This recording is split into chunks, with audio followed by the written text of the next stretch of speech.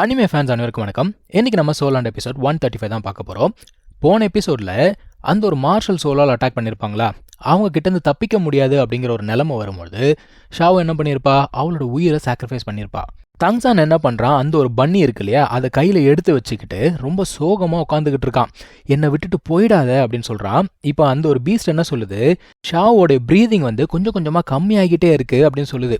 இவனுக்கு என்ன பண்ணுறதுனே தெரியல, ரொம்ப கஷ்டத்தில் இருக்கான். அந்த சமயத்தில் தான் அந்த ஒரு ஹேர்பை நோட்டீஸ் பண்ணுறான். இந்த ஒரு ஹேர்பை அவன் ஷாவுக்கு கொடுத்துருந்தான் இல்லையா, இதுக்கு ஒரு ஸ்பெஷல் எபிலிட்டி இருக்குது. என்னென்னா, இந்த ஒரு ஹேர்பால் ஒருத்தரை மறுபடியும் பிறக்க வைக்க முடியும். ஸோ அதை பயன்படுத்தலாம் அப்படின்னு பார்க்குறான். அதில் இருக்கக்கூடிய லீவ்ஸை நீங்கள் பறிச்சிட்டிங்கன்னா அது வந்து இறந்து போயிடும். அதுக்கேற்ற மாதிரியே லீவ்ஸ் எல்லாம் பறிக்கிறான், அது வந்து இறந்து போய் கீழே வந்துடுது. அதோட எசன்ஸ் என்ன பண்ணுறான்னா ஷாவுக்கு கொடுக்குறான்ப்பா. இப்போ கம்ப்ளீட்டாக வந்து அப்சர்வ் பண்ணிடுச்சு. ஓகே, நமக்கு வந்து ஒரு சான்ஸ் இருக்குது அப்படின்னு பார்த்துக்கிட்டே இருக்காங்க. கொஞ்ச நேரத்தில் அந்த ஒரு ஹேர்ப் வேலை செய்யறது இவங்களுக்கு நல்லாவே தெரியுது. ஏன்னா அந்த ஒரு ரேபிட் என்ன பண்ணுது, கண்ணை முழிச்சு பார்த்துட்டு மறுபடியும் படுத்துக்குதுப்பா. ஸோ எப்படியோ இந்த ஒரு ஹேர்ப் வந்து வேலை செய்ய ஆரம்பிச்சிடுச்சு. இது கம்ப்ளீட்டாக வேலை செய்யறதுக்கு கொஞ்சம் நாட்கள் ஆகும் அப்படிங்கிறது இவனுக்கும் தெரியும். இப்போ அந்த பீஸ்ட் என்ன சொல்லுது, என்னதான் நம்ம ஹேர்பு கொடுத்து இந்த ஒரு பன்னியை மறுபடியும் உயிரோடு கொண்டு வந்தால் கூட அதில் அவளோட சோல் இருக்காது. இப்போது நம்ம ஹீரோவுக்கு மார்ஷல் சோலால் மேலே சரியான காண்டு. அவன் என்ன சொல்கிறான்னா, ரத்தத்துக்கு ரத்தம் கண்டிப்பாக பழி வாங்கியே தீர்வேன்னு சொல்லிட்டு அந்த இடத்துல உட்காந்து சபதம் எடுத்துக்கிட்டு இருக்கான். இப்போ இப்படியே பார்த்தீங்கன்னா இரவு பகல் கடந்து போய்கிட்டே இருக்குது. கிட்டத்தட்ட 7 நாளைக்கு மேலே அதே இடத்துல உட்காந்துக்கிட்டு இருக்காங்க. 1 இன்ச்சு கூட நகர்லையா அவன். வெயில் அடிக்குது, மழை வருது, நகரவே மாட்டேங்கிறான்.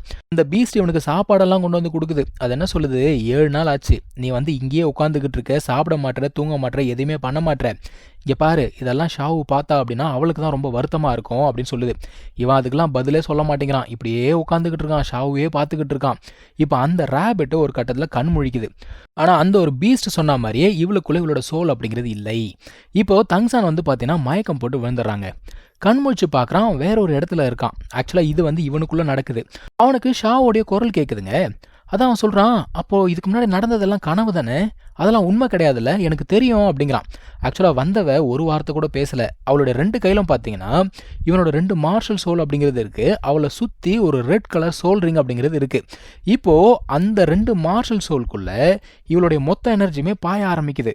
அவங்க இருக்கிற அந்த ஒரு இடம் இருக்கு பாருங்க, அது கொஞ்சம் கொஞ்சமாக செதைய ஆரம்பிக்குதுங்க. தங்சானுமே வந்து வலியால் துடிக்கிறான்.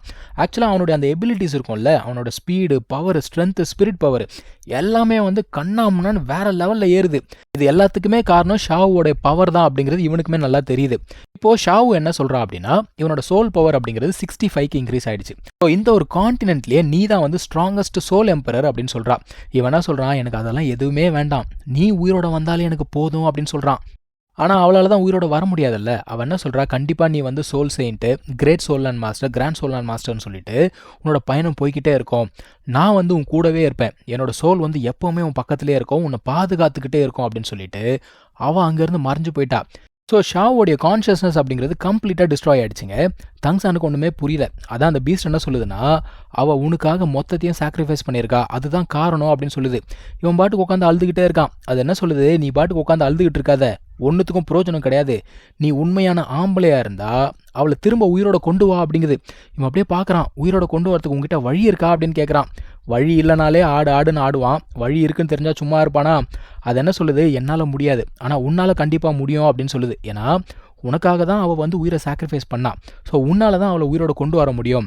அவள் வந்து அவளோட உயிரையும் அவளோட சோலையும் சாக்ரிஃபைஸ் பண்ணியிருக்கா. அவள் யூஸ் பண்ண மெத்தட் வந்து ரொம்ப ஒரு அல்டிமேட்டான ஒரு மெத்தடாக. அதாவது இவனுக்கு எந்த ஒரு பிரச்சனையுமே கொடுக்காது, அவளுக்கு மட்டும்தான் அது வந்து பிரச்சனை அப்படிங்கிறத கொடுக்கும். ஸோ அந்த டைட்டன் இப்போ என்ன சொல்லுதுன்னா, இவளை உயிரோட கொண்டு வரதுக்கு 3 விஷயங்கள் தேவைப்படுது. அதில் 1 சோல் சம்மனிங் பிளான்ட் அப்படின்னு சொல்லிட்டு ஒரு ப்ரெஷியஸான ஹர்ப். 2வது வந்து பார்த்தீங்கன்னா அதுவுமே ஒரு ப்ரெஷியஸான ஹர்ப் தான். இதை வந்து ஜின்சங் அப்படின்னு சொல்கிறாங்க. இதுவுமே அட்லீஸ்ட் அந்த டெக்கட் மில்லேனியமுக்கு மேலே இருக்கணுமா. இப்போது நம்ம ஹீரோவுக்கு ஏகப்பட்ட இடங்கள் தெரியும், அந்த இடத்துலலாம் கூட அவன் இந்த ஒரு பிளான்ட்டை பார்த்தது கிடையாது. என்ன பண்ணுறதுன்னு யோசிக்கிறான். இப்போ 3வது விஷயம் என்ன அப்படின்னா, இந்த ஏன்ஷியன் பீஸ்ட் இருக்கும் இல்லையா, அதோடைய உடம்புல இருந்து எடுக்கக்கூடிய ஒரு பொருள், அது வந்து நெய்டான் அப்படின்னு சொல்கிறாங்க. ஆக்சுவலாக நம்ம ஹீரோ கிட்ட ஏற்கனவே ஒன்று இருக்குது. இது என்ன பண்ணுமா, இந்த பாடி சோல் ரெண்டுத்தையுமே ஃபியூஸ் பண்ணுறதுக்கு ஹெல்ப் பண்ணுமா. ஸோ அவங்ககிட்ட இருக்கக்கூடிய அந்த ஒரு நெய்டான் இருக்குல்ல, அதை வெளியில் எடுத்து காட்டுறான். அவன் என்ன சொல்கிறான்னா, இதை நான் ஸ்லாட்டர் சிட்டிலேருந்து கொண்டு வந்தேன், இது வந்து கரெக்டாக இருக்குமா அப்படின்னு கேட்கும்போது இதுவும் அப்படியே பார்க்குது. ஓகே, இது வந்து கரெக்டாக தான் இருக்கும் அப்படின்னு சொல்லுது. ஸோ அந்த 2 ஹர்பில் ஒரு ஹர்ப் வந்து பார்த்தீங்கன்னா இந்த பீஸ்ட் நாங்கள் கொண்டு வரோம் அப்படின்னு சொல்லிட்டு ஒத்துக்குச்சு. அப்போ இன்னொன்று நம்ம ஹீரோ தான் தேடி கண்டுபிடிக்கணும். அது எங்கே எங்கே கிடைக்கும் அப்படிங்கிற ஒரு விஷயத்தையுமே அது சொல்லி அனுப்புதுப்பா. இப்போ அவன் கிளம்பலாம் அப்படின்னு பார்க்கும்பொழுது அந்த ஒரு அசூர் பைத்தான் புல் இருக்குல்ல, அது வெளியில் வருது. அது என்ன சொல்லுது, இப்போ நீ இருக்க கண்டிஷனில் இவ்வளோ வந்து உயிரோடு கொண்டு வர முடியாது, அதுக்கு நீயுமே ஒரு சில கண்டிஷன்ஸ் அப்படிங்கிறத மீட் பண்ணணும் அப்படின்னு சொல்லுது. ஓகேன்னு சொல்லிட்டு அவங்க வந்து கிளம்பி போகிறான். அது என்ன கண்டிஷன் அப்படிங்கிறத நமக்கு சொல்லலை. இப்போ அவனுக்கு ஒரே ஒரு சந்தோஷம் என்னென்னா, அட்லீஸ்ட் இவ்வளோ வந்து உயிரோடு கொண்டு வர முடியும், அதுதான் ஒரே ஒரு சந்தோஷம். ஆனால் பயபுள்ள ஏதோ ஒரு இடத்துக்கு வேகமாக போய்கிட்டு இருக்கான். எங்கே தெரியுமா? ரிவெஞ்சுக்கான நேரம் அப்படிங்கிறது ஆரம்பிச்சிருச்சு. அவன் ஃபஸ்ட்டு ரிவெஞ்ச் எடுக்க வந்ததே யாரா அப்படின்னு பார்த்தீங்கன்னா அந்த ஒரு ஸ்பைடர் தான். ஏன்னா அந்த ஸ்பைடர் இல்லை அப்படின்னா இவன் தப்பிச்சு போயிருப்பான். அதால தான் இவன் வந்து மாட்டிக்கிட்டான். ஸோ அது எங்கே இருக்குது அப்படிங்கிறத தேட ஆரம்பிக்கிறான். எல்லா திசையிலையும் தேடுறாங்க. ஒவ்வொரு பீஸ்டையாக ஸ்கேன் பண்ணி பார்க்குறான். கடைசியாக அந்த ஸ்பைடர் எங்கே இருக்குது அப்படிங்கிறத கண்டுபிடிச்சிட்டான். போன முறை இவனை அட்டாக் பண்ண அதே ஸ்பைடர் பார்த்தீங்கன்னா இப்போ இவன்கிட்ட இருந்து தப்பிச்சு ஓடிக்கிட்டு இருக்குங்க. தங்சான் பார்க்குறான், யார் யாரெல்லாம் ஷாவை வந்து ஹர்ட் பண்ணாங்களோ எல்லாரையும் லிஸ்ட்டு போட்டு தூக்குறண்டா அப்படிங்கிறான். ஸ்பைடருக்கே இந்த நிலமைனா மற்றவங்களுக்கெல்லாம் என்ன ஆக போகுதுன்னு தெரியல. இவன் என்ன பண்ணுறான், அந்த ஒரு ஸ்பைடரை ப்ளூ சில்வர் பிளான்ட் அப்படிங்கிறத பயன்படுத்தி கட்டி போட்டு அடிக்கலாம் அப்படின்னு போகும்பொழுது அது பார்த்தீங்கன்னா ஒரு டெக்னிக் பயன்படுத்துதுங்க. இதை வந்து என்ன சொல்கிறாங்கன்னா காட் ஸ்பைடர் பொசஷன் அப்படின்னு சொல்கிறாங்க. இந்த டெக்னிக்கை பற்றி இதுக்கு முன்னாடி மாஸ்டர் வந்து சொல்லியிருப்பார். அதாவது இந்த ஹியூமன் ஃபேஸ்ட் ஸ்பைடர் இருக்கு இல்லையா, அதோட உயிருக்கு எப்போ ஆபத்து வருதோ இந்த ஒரு டெக்னிக்கை அது பயன்படுத்துமா. இதை பயன்படுத்தும் போது இதோட ஸ்ட்ரென்த் வந்து வேற லெவலில் இருக்குமாங்க. அது மட்டும் இல்லாமல் இதை பயன்படுத்தக்கூடிய ஒவ்வொரு செகண்டுக்கும் அதோடைய ஒவ்வொரு வருஷத்துடைய கல்டிவேஷன் அப்படிங்கிறது குறைஞ்சிக்கிட்டே வருமா. இப்போ அது என்னதான் காட் பொசஷன் அப்படிங்கிறத பயன்படுத்தினா கூட தங்சான் சிறப்பான சம்பவம் அப்படிங்கிறத பண்ணுறான். ஷாவோடைய ஒரு சில ஸ்கில்ஸுமே அந்த இடத்துல பயன்படுத்துகிறான்.